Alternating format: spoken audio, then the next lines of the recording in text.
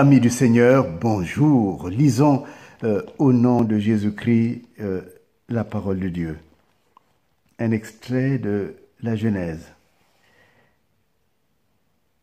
Au chapitre 1, au commencement, Dieu créa les cieux et la terre. La terre était informe et vide.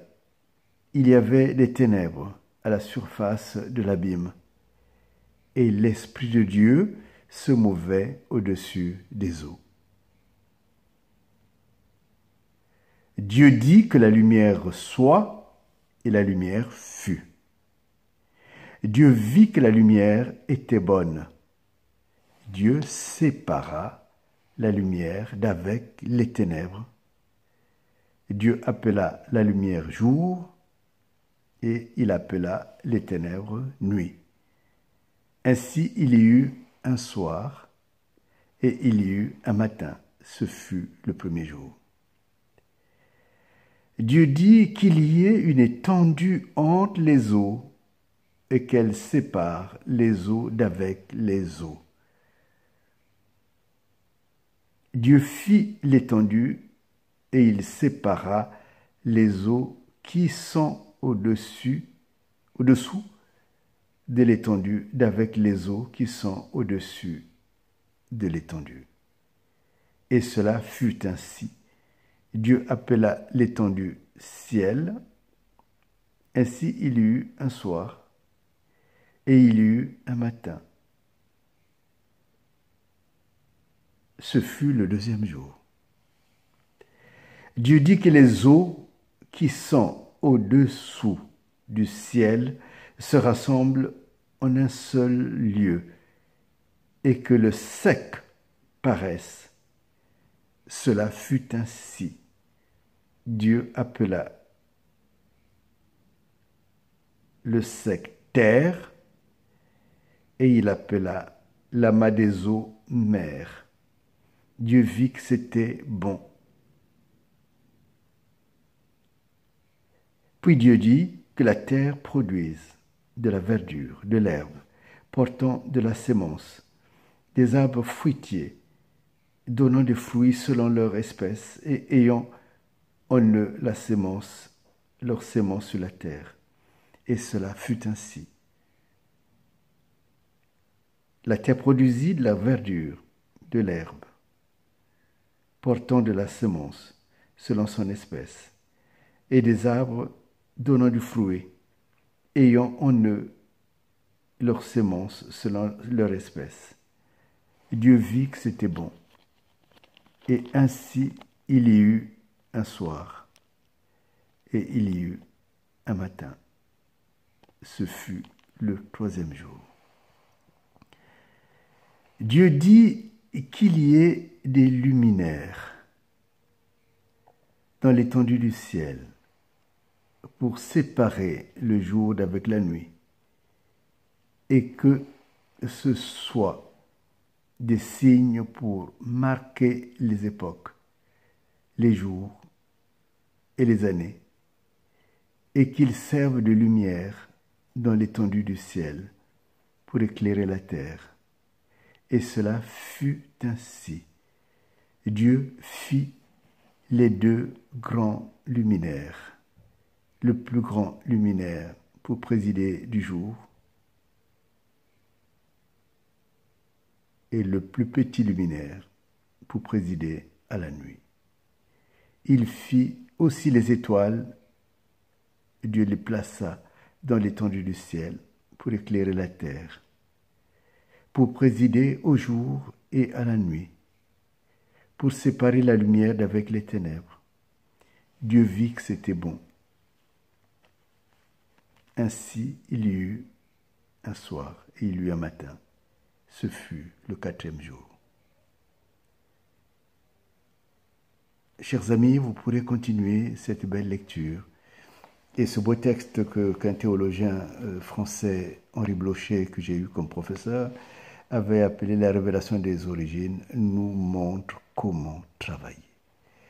Dieu est un créateur et vous verrez plus loin qu'il nous a confié la création. Et souvent, nous sommes dans un état de stress qui fait que nous ne suivons pas de la méthodologie.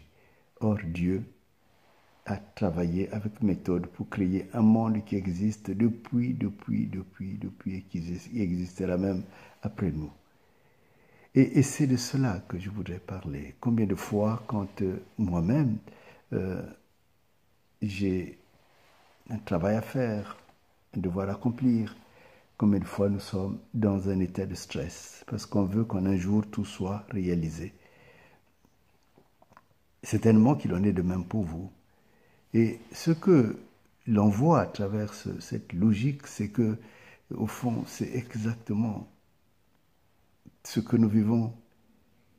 Et quand nous regardons souvent, avant que nous commençons une œuvre, tout est informe et il y a des ténèbres.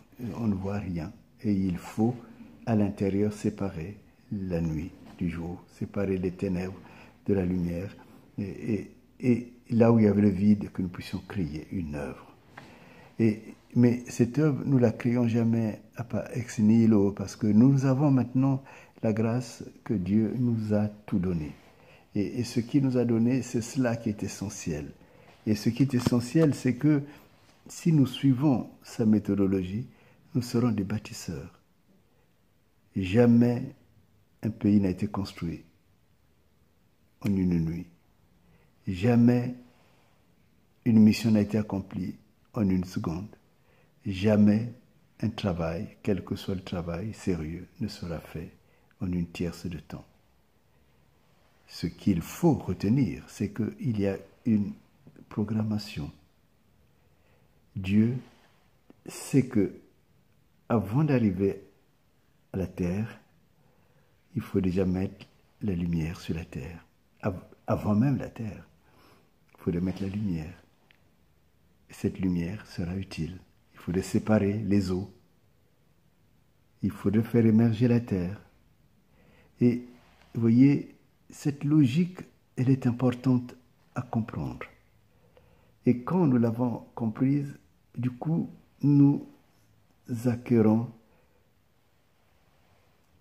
la logique, et je dirais même l'intelligence du bâtisseur. Tu ne peux pas arriver à la fin de ta mission si chaque mission, tu n'arrives pas à en dégager ce qui est important, primordial au début.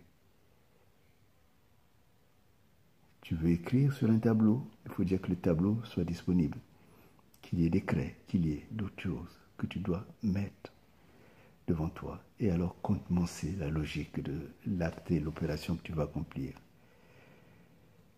Tu veux réaliser la libération d'un pays, il est important de savoir qu'il y a des étapes. Il faut déjà localiser, comme ferait un bon général, la géographie, la géopolitique même de l'espace que tu veux libérer. Mais il faut aussi des hommes. Et quand tu as eu des hommes, souvent il y a l'impatience des hommes, mais il faut savoir que c'est déjà acquis. Je connais le terrain, je connais les personnes qui vont se battre. Maintenant, je travaille pour les moyens, et quand les moyens seront là, et je vais enclencher la procédure.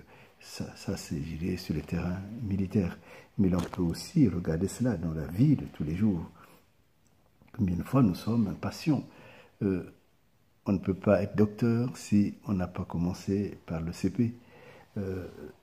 Si du CP on n'est pas passé à la classe supérieure.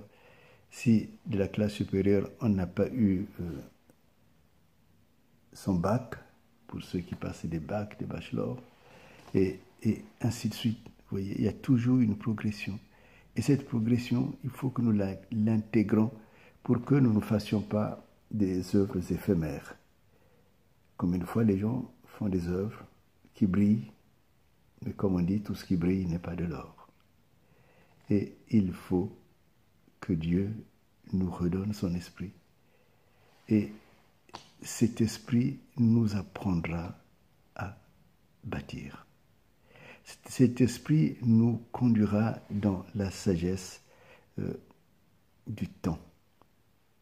Parce que c'est Dieu qui est le maître du temps.